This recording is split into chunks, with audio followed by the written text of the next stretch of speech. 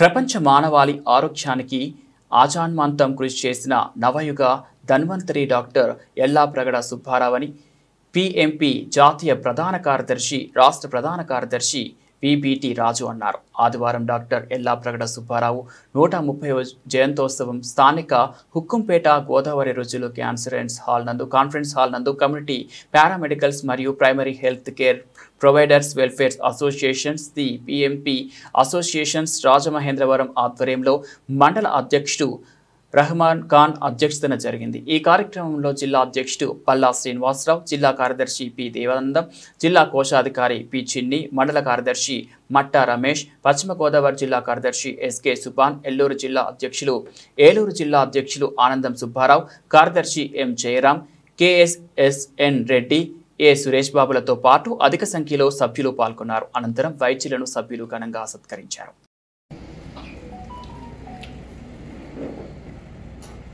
ఇంకా ఎక్కువసేపు మిమ్మల్ని ఇబ్బంది పెట్టడం ఒక 5 నిమిషాలు హాస్పిటల్ గురించి చెప్తారండి.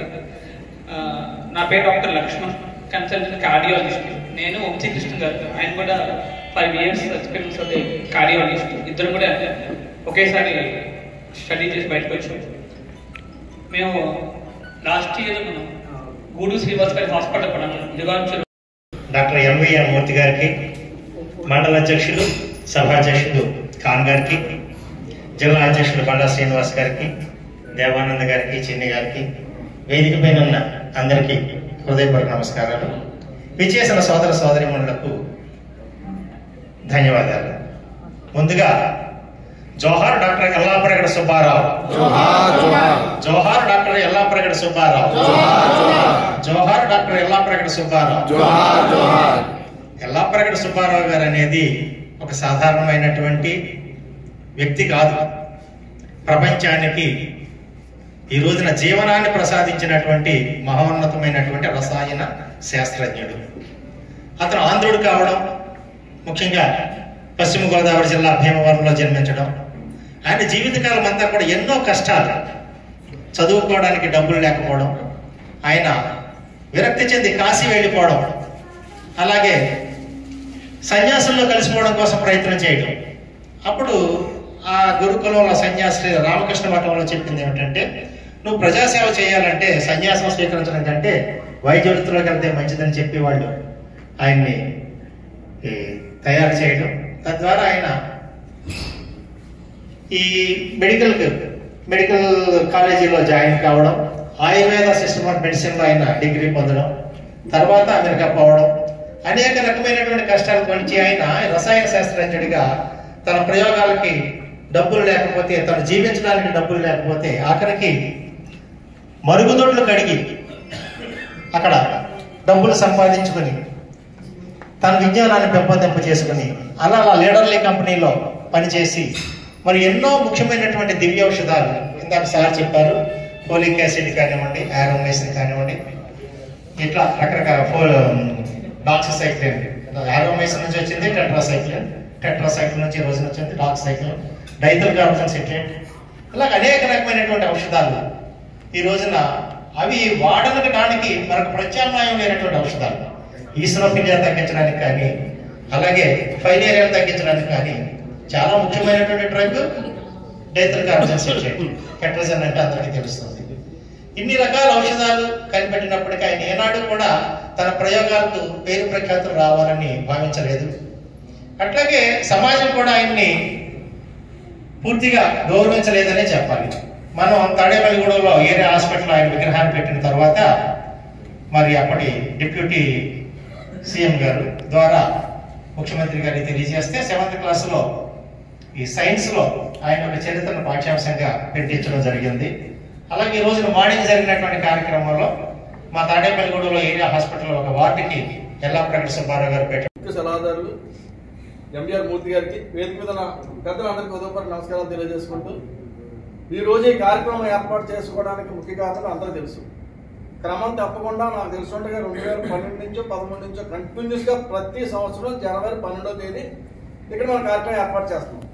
ప్రతి సంవత్సరం ఈ రోజు ఉదయం లేవగానే మన రాజుగారు పెట్టిన శుభోదయంలో అసలు సుబ్బారావు గారు ఎవరన్నది చాలా క్లియర్గా అర్థమయ్యేలా అందరికీ చెప్పారు. కాబట్టి సుబ్బారావు గారి కోసం మీకు అందరికీ తెలుసు. కానీ మీకు ఒక విషయం చెప్తాను. 2015లో రాజమండ్రి పుష్కరాలు జరిగింది. పుష్కరాలు జరుగుతున్నప్పుడు రాజమండ్రి సరౌండింగ్లో ఉన్న 8 ద్వారాలు 10 ద్వారాలకు, అంటే రాజమండ్రి పుష్కరాలకు వెళ్ళే ద్వారాలకి కందుకూరు వీరేశలింగం స్మారక ద్వారం, అలాగే నంగుటూరు ప్రకాశం పంతులు స్మారక ద్వారం అని అలా పెడుతూ కంపల్సరీ దగ్గర నుంచి వెళ్ళే ద్వారానికి మన డాక్టర్ ఎల్లా ప్రగడ సుబ్బారావు గారి ద్వారం పెట్టారు. నేను అక్కడ పక్కనే జై గౌరీ మెడికల్ షాప్ అని ఉంటుంది. ఆ జై గౌరీ మెడికల్ షాప్లో నైట్ 9 గంటలకు మందులు తీసుకుంటూ ఎవరంటే సుబ్బారావు గారు బోర్డు పెట్టారని అడిగింది. ఆ మందు షాప్ అయినా మాకు తెలియదండి అన్న. అక్కడ 4-3 మాకు తెలిసిన వాళ్ళు ఉన్నారు, వాళ్ళు కూడా తెలియదండి ఈ దేవచోట్ల ఎవరైనా పెద్ద మనిషి అయి ఉంటాడు అందుకే పెట్టారన్న. నిజంగా ఇష్యూ ఏంటంటే విపిటి రాజు గారు అన్న మన సెక్రటరీ గారు, స్టేట్ సెక్రటరీ గారు ఈ ఎల్లాప్రగడ సుబ్బారావు గారిని బయటకు తీసుకొచ్చి, ఆయన స్టోరీని బయటకు తీసుకొచ్చి తాడేపల్లిగూడెంలో అక్కడ ఉన్న ఏరియా ఆసుపత్రిలో విగ్రహాన్ని ప్రతిష్ఠించి మనకి ప్రతి సంవత్సరం ఈ కార్యక్రమం చేయించడం వల్ల మనకి తెలుసు. నిజంగా అదే నాకు తెలియదు.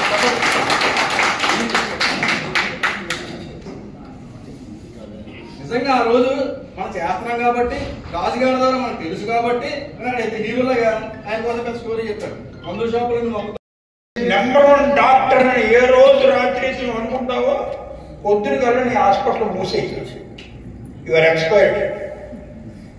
నిరంతరం నేర్చుకుంటూ ఉండాల్సింది. ఒక్క సెకండ్ కూర్చోవడం లేదు.